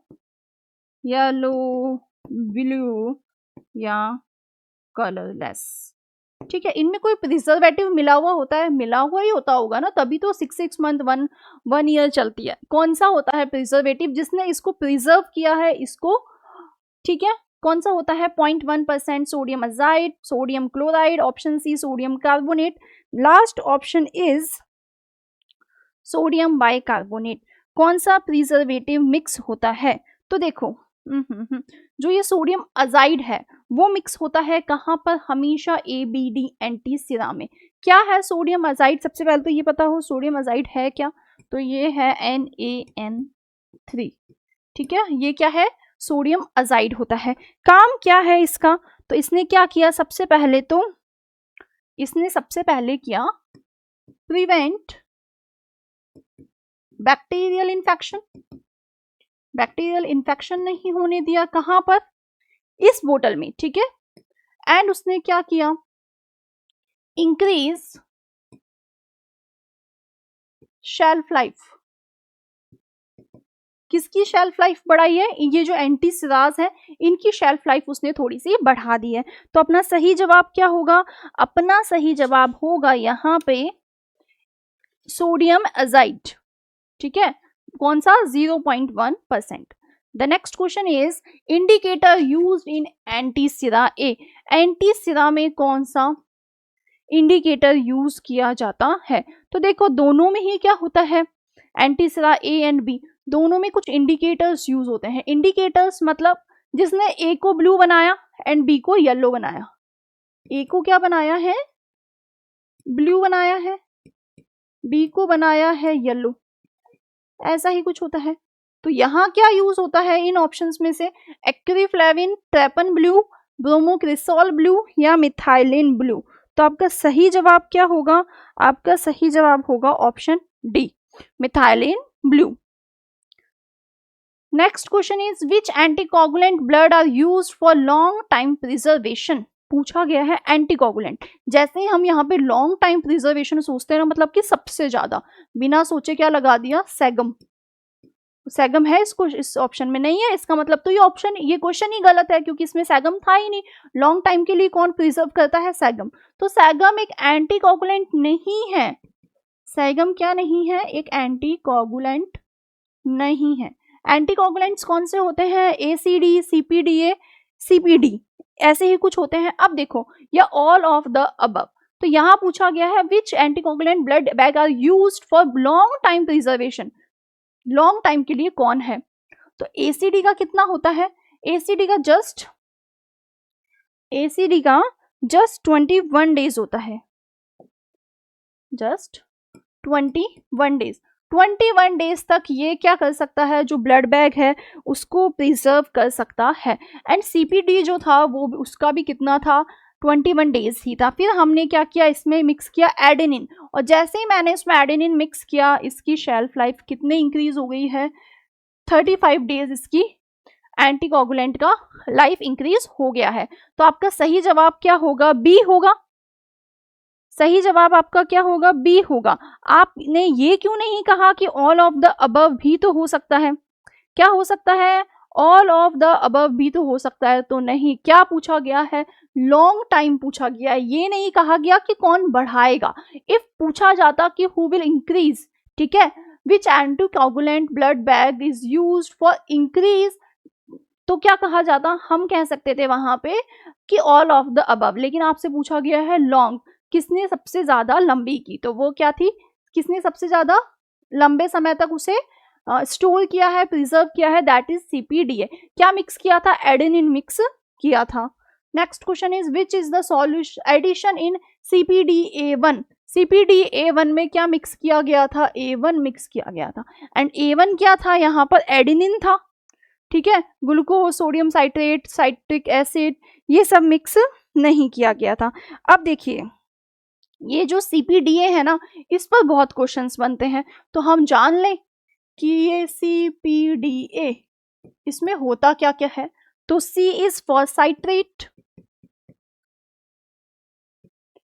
P is for phosphate,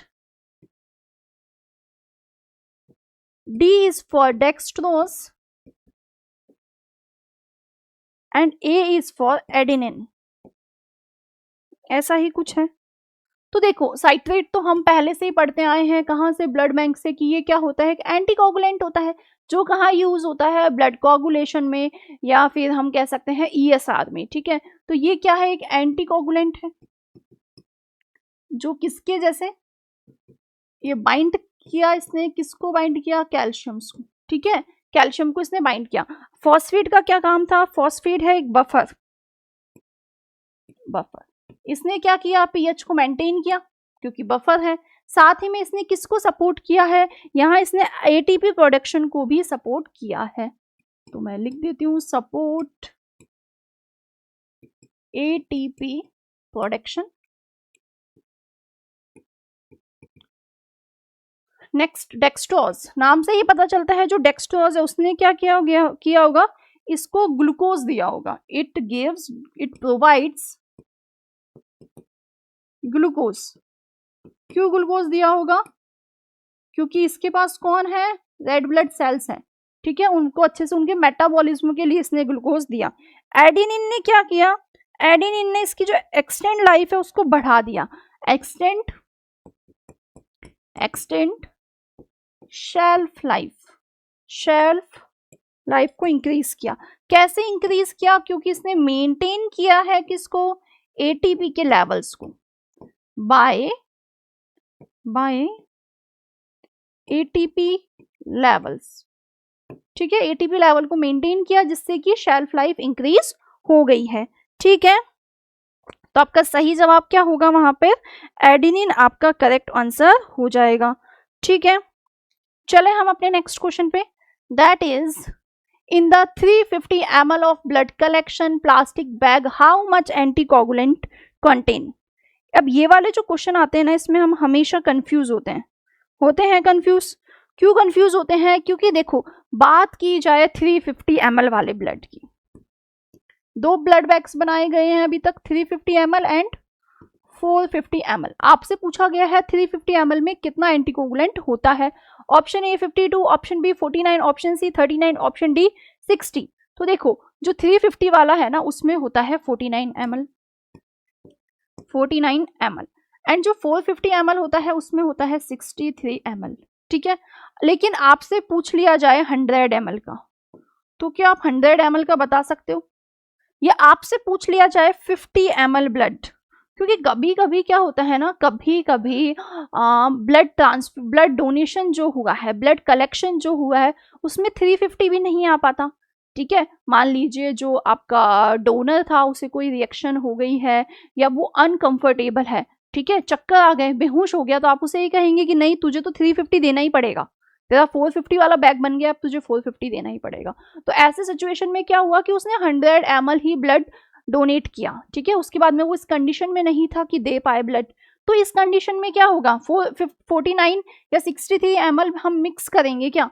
तो नहीं, ऐसा नहीं होता। और ऐसे ही क्वेश्चंस एग्जाम में पूछे जाते हैं, जैसे कि ये 1 ml of ACD solution is sufficient to prevent coagulation of. इसीलिए मैं आपके लिए ये क्वेश्चन लेकर आई हूं कि इफ 4 ml ब्लड है तो उसमें हम कितना 1 ml CPDA यूज करते हैं। तो इफ आपके पास 100 ml ब्लड है तो 100 ml ब्लड में हम कितना यूज करेंगे, ओनली 25 ml CPDA यूज करेंगे। और ऐसे ही आप क्या कर सकते हैं, जितने भी क्वेश्चंस आए उनका जवाब आप दे सकते हैं, क्योंकि अब आपको पता चल गया है 4 ml ब्लड में आपको ओनली 1% ACD sufficient है। The substance added to ACD or CPD solution for blood collection to prevent the loss of 2,3-DPG। 2,3-DPG के लॉस के लिए हम क्या यूज करते हैं? ठीक है, क्या पूछा गया है, 2,3-DPG के लॉस के लिए हम यहाँ पर क्या यूज करेंगे? Option A is dextrose, option B adenine, option C citric acid, option D sodium phosphate. देखो कभी कभी क्या होता है, सब्सटेंस कुछ ऐड किया जाता है, क्या किया जाता है, ऐड किया जाता है क्या CPD और CPD एंड ACD में, कि उसकी वजह से क्या नहीं हो, 2,3-DPG का लॉस नहीं हो। ठीक है, तो क्या होगा, डेक्सट्रोज, एडेनिन, साइट्रिक एसिड या सोडियम फॉस्फेट। तो देखो question is the substance added to ACD और CPD solution for blood collection to prevent the loss of 2,3-DPG। ठीक है, 2,3-DPG के लॉस के लिए हमने क्या यूज किया? तो ACD और CPDA में क्या मिस है, वहां मिस था एडेनिन। ठीक है, यही ऐड किया, बहुत सिंपल सा लॉजिक लगाया कि ACD, उसमें क्या ऐड किया, A ऐड किया, तो वो क्या नहीं होगा, उससे लॉस ऑफ 2,3-DPG का लॉस नहीं होगा। ठीक है, ये तो अपना था लॉजिक, लेकिन इसने क्या किया है, इसने मेंटेन किया है ATP के मेन लेवल को। ठीक है, तो जो रेड ब्लड सेल है उनको जो ऑक्सीजन कैपेसिटी है वो इसकी इंक्रीज हो जाएगी, और जितनी ज्यादा इंक्रीज होगी 2PG लेवल उतना ही कम डिक्रीज होगा। ठीक है, चले हम अपने नेक्स्ट क्वेश्चन पर, that is adenine provides which molecules for the maintenance of RBCs and increase the stability of collected blood। Adenine ने क्या किया है, ATP के, विटामिन के, प्रोटीन्स के, या किसी के, नन ऑफ द अबव, किसके प्रोटीन्स को क्या किया है, किसके मॉलिक्यूल्स को इंक्रीज किया, नॉट प्रोटीन, किसके मॉलिक्यूल्स को इसने इंक्रीज किया है। तो अभी मैंने आपको जस्ट अभी बताया कि एडेनिन ने क्या किया, एडेनिन आया, उनके साथ मिक्स हुआ, CPD या ACD के साथ में मिक्स हुआ, मिक्स होके उसने जो ATP है उसके मॉलिक्यूल्स का मेंटेनेंस किया है, जिससे कि रेड ब्लड सेल्स का मेटाबॉलिज्म भी बहुत अच्छे से हो सके। The next question is during storage of blood in CPD which is used for providing energy to RBCs। अब आपसे क्या पूछा गया है, एनर्जी किसने प्रोवाइड की है? Option A is sodium citrate, option B is acid phosphatase, option C is glucose, and the last option is all of the above। ठीक है, पूछा गया है कि एनर्जी किसने प्रोवाइड की। तो अभी हमने कुछ टाइम पहले देखा था कि एनर्जी मिलती है, किसकी वजह से एनर्जी मिलती है, सोडियम साइट्रेट, ये तो एक एंटीकोगुलेंट है। इसने क्या किया है, इसने तो जस्ट हम कह सकते हैं कि इसने जस्ट कैल्शियम से आके बाइंड हुआ है, ठीक है। एसिड फॉस्फेटेज भी नहीं। ग्लूकोज, ग्लूकोज का काम क्या होता है, ग्लूकोज का काम ही होता है एनर्जी प्रोवाइड करना, ठीक है, एनर्जी को प्रोवाइड करना। कार्बोहाइड्रेट्स देता है रेड ब्लड सेल्स को, जो उसको चाहिए ही चाहिए। इफ आपको पता है कि कौन सी साइकिल से, कौन से साइकिल या हम कह सकते हैं किस प्रोसेस से आरबीसीज के पास ग्लूकोज जाता है, तो नीचे कमेंट सेक्शन में बताइएगा। Which can be use to prepare RBCs for freezing -65 up to 10 years। अब ये तो क्वेश्चन ही गलत है। क्यों है क्वेश्चन गलत, देखो, क्या कभी ऐसा सुना है कि 10 साल तक भी हम क्या कर सकते हैं, 10 साल तक हम जो अपनी आरबीसीज है उसको बचाकर रख सकते हैं? नहीं हो सकता ना, ऐसा तो पॉसिबल ही नहीं है, नहीं है ऐसा पॉसिबल, कभी हमने सुना ही नहीं है कि 10 साल तक भी हम किसी भी कंपोनेंट को, नॉट फॉर दिस आरबीसीज, किसी भी कंपोनेंट को रख सकते हैं। क्योंकि हम क्या सुनते हैं कि जो रेड ब्लड सेल्स होती है वो रेड ब्लड सेल्स क्या हो जाती है कुछ टाइम के बाद में, कितने टाइम के बाद में, रेड ब्लड सेल्स में इफ सैगम मिक्स है, ठीक है, सैगम मिक्स है, तो वो 40 डेज तक ही तो हम यूज कर सकते हैं, 40 डेज के बाद में तो हम यूज नहीं कर सकते हैं। एंड सबसे ज्यादा क्या यूज कर सकते हैं हम, सबसे ज्यादा हम यूज करते हैं एफएफपी, ठीक है। लेकिन यहाँ पूछा गया है कि रेड ब्लड सेल्स को यूज किया जा सकता है। इंपॉर्टेंट क्या है, इंपॉर्टेंट यहाँ पे -65, क्योंकि ये जो बात की गई है ना, ये कितने पर की गई है, 2 to 6 डिग्री सेल्सियस पर। -65 पर आप उसे 10 साल तक बिल्कुल रख सकते हैं by adenine, by glycerol, dextrose, none of the, किसकी हेल्प से, तो देखो जो ग्लिसरॉल है उसको इफ ऐड किया जाए एंड रेड ब्लड सेल्स बनाई जाए, उसे -65 पर स्टोर किया जाए, तो आप उसको 10 साल बाद भी यूज कर सकते हैं। कैसे यूज करेंगे, क्योंकि ये जो ग्लिसरॉल है इसने क्या किया, इसने जो क्रिस्टल्स होते हैं प्रिवेंट क्रिस्टल फॉर्मेशन, क्रिस्टल के फॉर्मेशन को नहीं होने दिया, ठीक है, क्रिस्टल फॉर्मेशन को नहीं होने दिया, ठीक है। तो ये आज हमें एक नई बात पता चली कि सालों तक भी हम उसे प्रिजर्व कर सकते हैं। Maximum expiry date of the packed RBC is stored in refrigerator, refrigerator मतलब वही, रेफ्रिजरेटर मतलब वही कौन सा वाला, 2 to 6 डिग्री सेल्सियस वाला, ठीक है। 30 डेज, 25 डेज, 42 डेज या 32 डेज। अब देखिए, इफ सैगम नहीं है, विदाउट सैगम 35 डेज, विदाउट सैगम 35 डेज, ठीक है, बट विथ सैगम कितना हो जाएगा, 42 डेज तक हम उसे बहुत अच्छे से स्टोर करके रखा जा सकता है। The next question is method for separation. इससे पहले मैं आपको ये बता दूं कि बाकी के जितने भी ब्लड कंपोनेंट्स हैं उनकी शेल्फ लाइफ का क्या होगा, तो हम बनाते हैं packed cell, FFP and platelets. यही 3 चीजें होती है अपने पास, जैसे कि पीसीवी में यही चीजें होती थी, सेम एज इट इज यहाँ पर भी यही 3 चीजें होती है। प्लेटलेट्स की बात की जाए तो 20 to 40 डिग्री सेल्सियस, कहाँ पर, एजिटेटर होना चाहिए।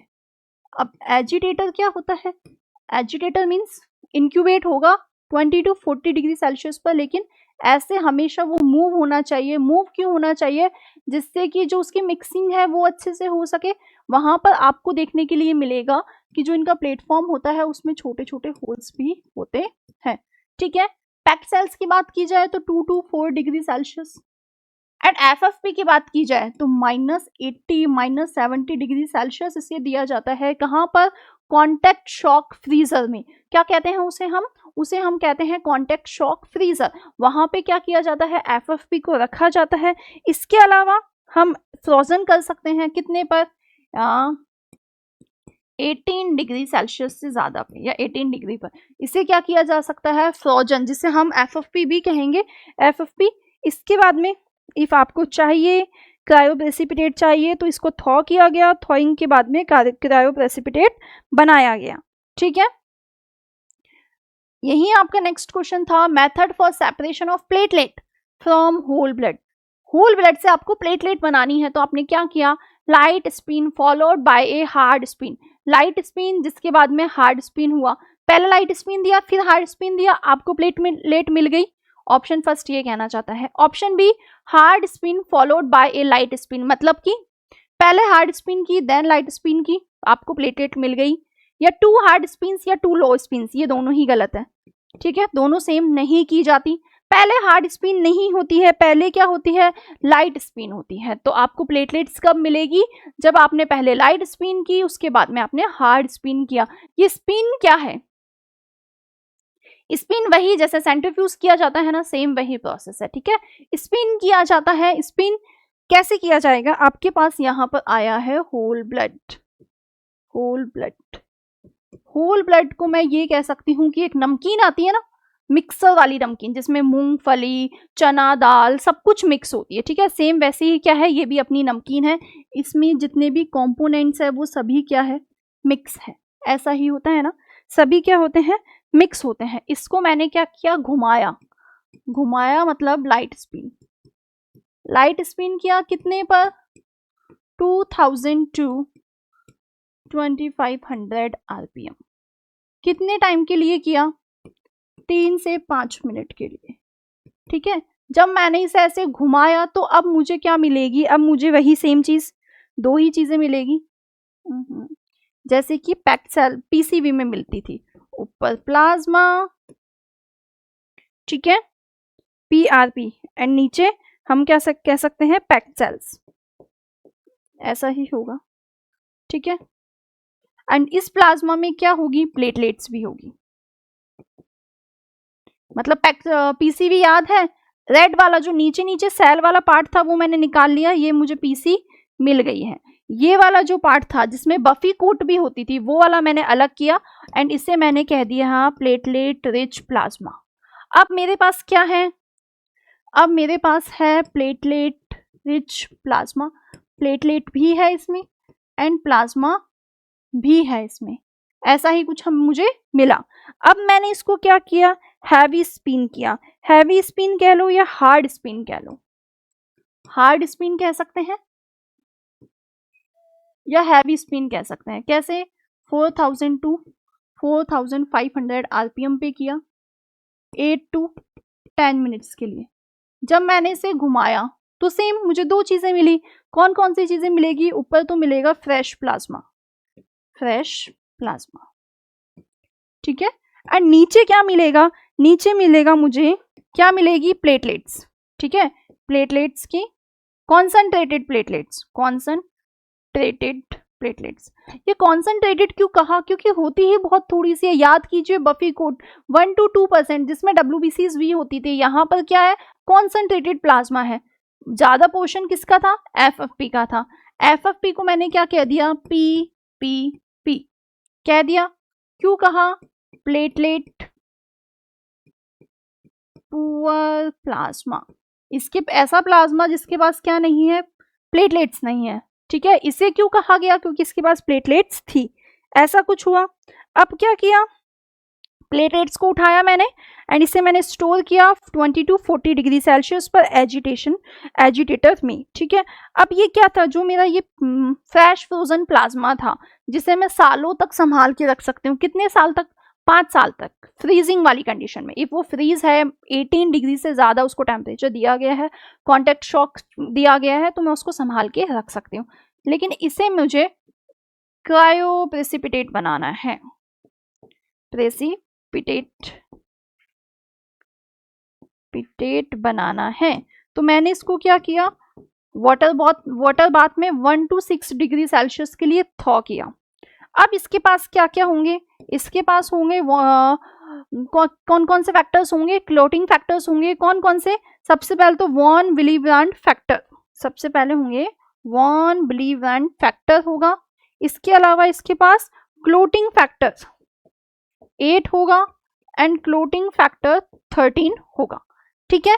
ये क्या हो गए हैं, अपने ब्लड कंपोनेंट्स हो गए हैं। Next question is what is the temperature at which platelets are stored. जो मैंने अभी आपको बताया कितनी है, 30 to 34, 24 to 30, 20 to 24, कितनी होगी, 20 to 24, ठीक है। इस डिग्री सेल्सियस पर क्या किया जाता है, प्लेटलेट्स को एजिटेट किया जाता है या इंक्यूबेट किया जाता है। होल ब्लड स्टोरेज टेम्परेचर ही कंप्लीटली, होल ब्लड को आपको स्टोर करना है तो कितने पे करेंगे, उतने पर ही जितने पर क्या की जाती है, रेड ब्लड सेल्स को स्टोर किया जाता है। फ्रेश फ्रोजन प्लाज्मा हमेशा माइनस में, जो सबसे ज्यादा माइनस वाला है ना वो सोच लो, सबसे ज्यादा माइनस कौन सा है, -30 है, तो -30 पर ही FFP को स्टोर किया जाता है। Which are used for treatment of von Willebrand's factor disease, जैसे कि मैंने अभी आपको बताया, सोचते हैं ना हम भी कि इफ हम FFP को FFP ट्रांसफ्यूज किया जा सकता है तो क्रायो प्रेसिपिटेट क्यों बनाया, क्योंकि उसमें बहुत अच्छे अमाउंट में क्या होती है, वॉर्न विली ब्रांड फैक्टर्स होते हैं जो वॉर्न विली ब्रांड डिजीज में हेल्प करेंगे।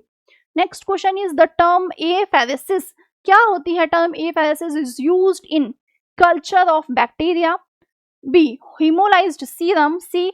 Collection of desired component of donor's blood without collecting whole blood, hemodialysis। अब देखो यहाँ तो हम कंफ्यूज नहीं होंगे, कंफ्यूज कहाँ होते हैं यहाँ पे, ठीक है। तो एफेरेसिस पता होना चाहिए क्या होता है। देखिए एक मशीन होती है, ठीक है, ये एक मशीन है, यहाँ एक पेशेंट डोनर है, नॉट पेशेंट, हम यहाँ पे ब्लड बैंकिंग में किसी को भी पेशेंट नहीं कहा जाता है, या तो डोनर्स होते हैं या रेसिपिएंट होते हैं, ठीक है। तो ये डोनर है, इसने क्या किया, यहाँ से ब्लड दिया, इस मशीन ने फिल्टर किया, फॉर एग्जांपल प्लाज्मा एफेरेसिस होता है एंड प्लेटलेट एफेरेसिस भी होता है। यहाँ से इसने क्या किया, इसका होल ब्लड लिया गया, मशीन गई, मशीन ने क्या किया, यहाँ वापस क्या भेज दिया है, इसको प्लाज्मा निकाल लिया, और प्लाज्मा के अलावा जो भी ब्लड था, ब्लड में जो भी कंपोनेंट्स थे, हमें जो चाहिए वो हमने लिया, बाकी उसने वापस से बॉडी में भेज दिया है। इस प्रोसेस को क्या कहते हैं, इस प्रोसेस को एफेरेसिस कहा जाता है।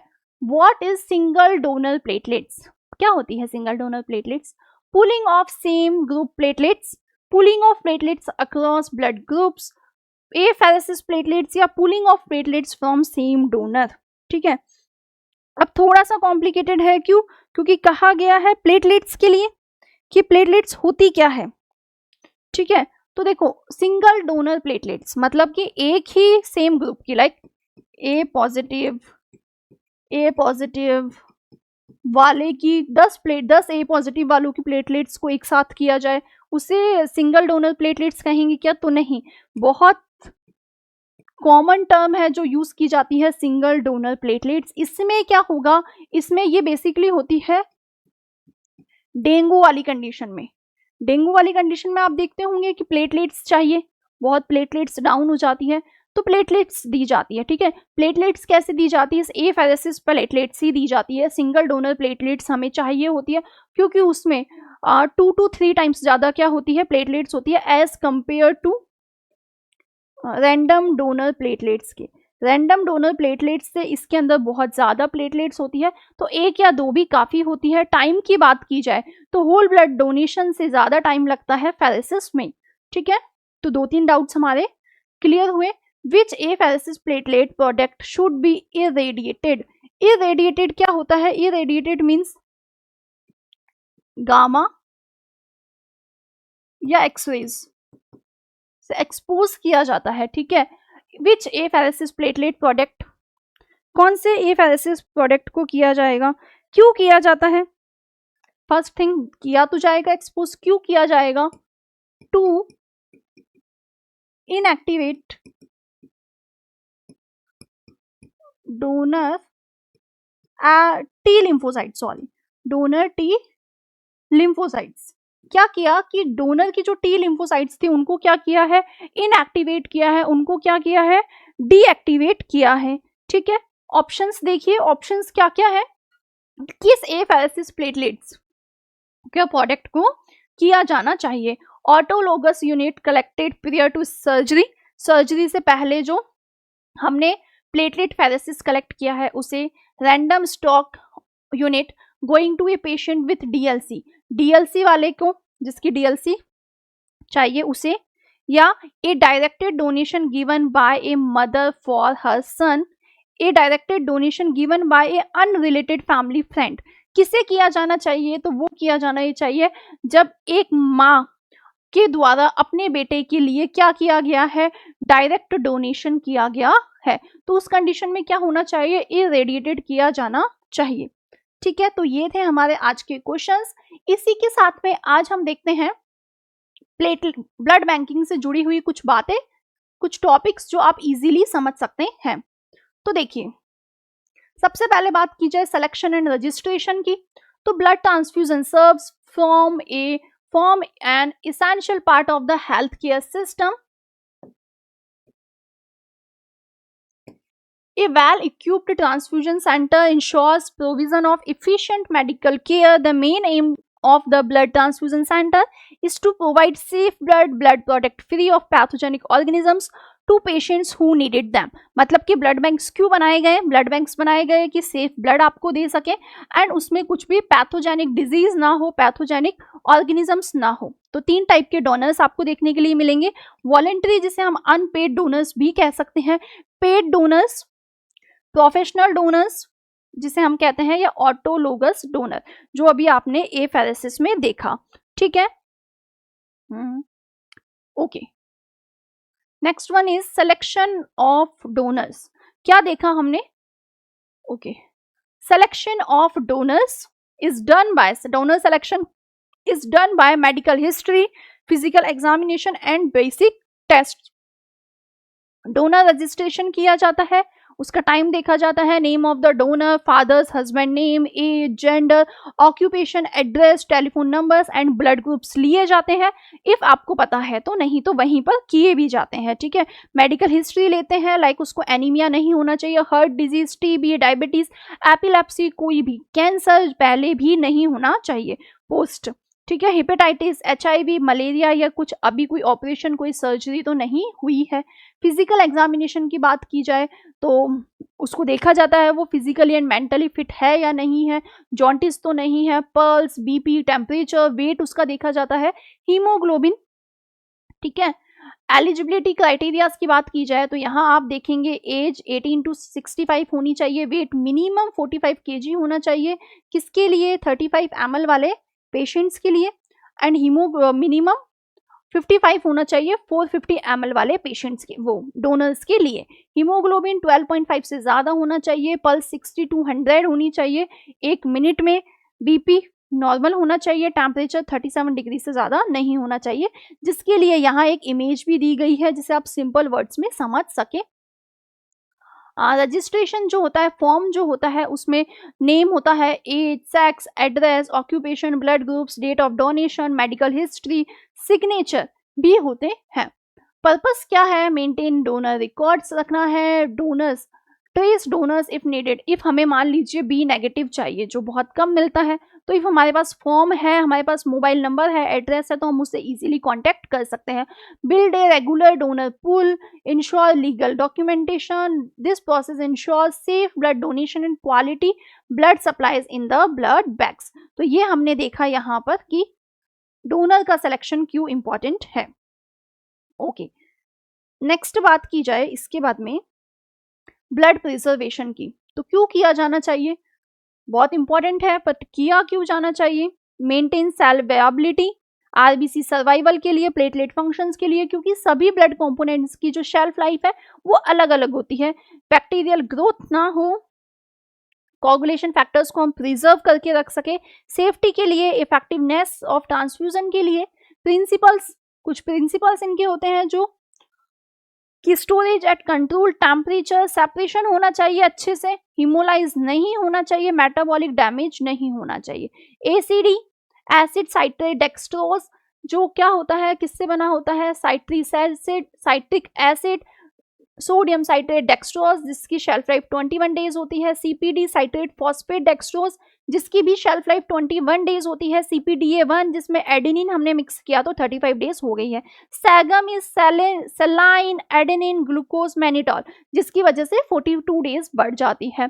स्टोरेज टेम्परेचर की बात की जाए तो whole blood 2 to 6 degree Celsius, packed cells की भी 2 to 6 degree Celsius, platelets 20 to 24 degree Celsius, fresh frozen plasma -30 degree Celsius, cryoprecipitate को 1 साल तक -30 डिग्री सेल्सियस पर रखा जा सकता है, नॉट 5 years, 1 साल तक। ठीक है, इंपॉर्टेंस, इनेबल्स ब्लड बैंकिंग, हाँ, ये इसकी क्या क्या इंपॉर्टेंस है कि वेस्टेज कम होगा, improve patient safety, insures availability during emergencies, emergency जब भी होगी आप उन्हें ले सकते हैं। एडवांटेजेस इसके दिए हुए हैं, फंक्शंस क्या क्या होते हैं सीपीडीए के वो यहाँ दिए हुए हैं, चेंजेस क्या क्या होंगे इफ आपने लॉन्ग स्टोरेज किया है तो स्टोरेज करने पर पीएच डिक्रीज होगी, एटीपी डिक्रीज होगी, 2-3 डीपीजी डिक्रीज होगा जिस पर क्वेश्चन भी आया हुआ है, 2-3 डीपीजी डिक्रीज होगा, पोटेशियम प्लाज्मा में इंक्रीज होगा, मेम्ब्रेन जो है वो हार्ड होना स्टार्ट हो जाएगी आरबीसीज की, एंड जो कैपेसिटी है वो रिड्यूस होना स्टार्ट होगी किसकी, ऑक्सीजन डिलीवरी की। ठीक है, तो ये आपने यहाँ पर देखा।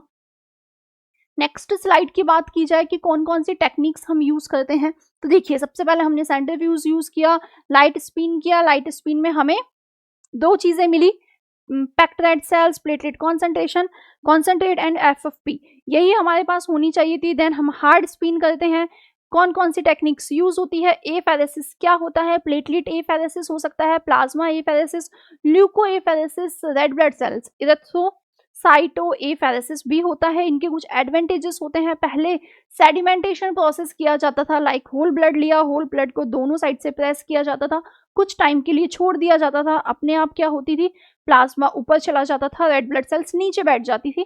फ्रीजिंग एंड थॉइंग क्यों की जाती है, कैसे की जाती है, वो भी यहाँ इसमें बताया गया है। ह्यूमन ब्लड ग्रुप सिस्टम्स की बात की जाए तो बेसिकली कौन कौन से होते हैं, एबीओ एंड आरएच होता है, कौन कौन से रेसिपिएंट्स होते हैं, कौन किसको दे सकता है, ठीक है, एंड कौन कौन से डी एंटीजन्स होते हैं, डी एंटीजन पॉजिटिव है तो आरएच पॉजिटिव होगा या नेगेटिव होगा, जो क्वेश्चन आज हमने देखा वो भी यहाँ हमें इजीली मिल गया है। इसके अलावा भी तो बहुत से ब्लड ग्रुप सिस्टम्स होते हैं जैसे कि Kell, Duffy, Kidd, MNS, Lewis, P system, Lutheran, Diego and Xg, तो यहाँ भी आपको काफी टाइप के सिस्टम्स मिलेंगे। साथ ही में जो टेक्निक्स है वो भी आपको मिलेगी कि कौन कौन सी टेक्निक से हम ब्लड ग्रुप्स किया जा सकता है। तो ये सभी, ये जो इमेजेस मैंने आपको शो की है, इफ आप भी इसी माइंड मैप के साथ में पढ़ना चाहते हैं तो आप आज ही इसे ऑर्डर कर सकते हैं हमारे ऐप से। साथ ही में यहाँ मोबाइल नंबर भी दिए हुए हैं, मोबाइल नंबर से या ऐप से आप इसे ऑर्डर कर सकते हैं। इजीली ये आप लोगों तक पहुंच सकती है, एंड इसमें ओनली ब्लड बैंकिंग के ही नहीं, साथ ही में एनाफिजियोलॉजी, haematology, blood banking, clinical pathology, microbiology, biochemistry, cytopathology, histopathology and साथ ही में सीरोलॉजी इंक्लूडिंग माइकोलॉजी, सब कुछ आपको बहुत सिंपल वर्ड्स में इमेजेस से समझाया गया है, फ्लो चार्ट से, टेबल से समझाया गया है। तो इफ आपको आज की क्लास अच्छी लगी हो, वीडियो अच्छी लगी हो तो क्लास को लाइक कीजिए, वीडियो को लाइक कीजिए, अपने फ्रेंड्स को ज़्यादा से ज़्यादा इस वीडियो को शेयर करना है। इफ उन्हें भी एम्स सीआरई का एग्जाम देना है, बहुत ज़्यादा इंपॉर्टेंट ये अपनी क्लास होने वाली है। नेक्स्ट वीडियो में हम आपके लिए लेके आएंगे पार्ट 2, ब्लड बैंकिंग के कुछ पार्ट्स अभी भी बच गए हैं, कुछ टॉपिक्स अभी भी बच गए हैं जो हम नेक्स्ट वीडियो में डिस्कस करने वाले हैं। साथ ही में अभी तक आपने चैनल को सब्सक्राइब ही नहीं किया है तो चैनल को सब्सक्राइब कीजिए। Thank you.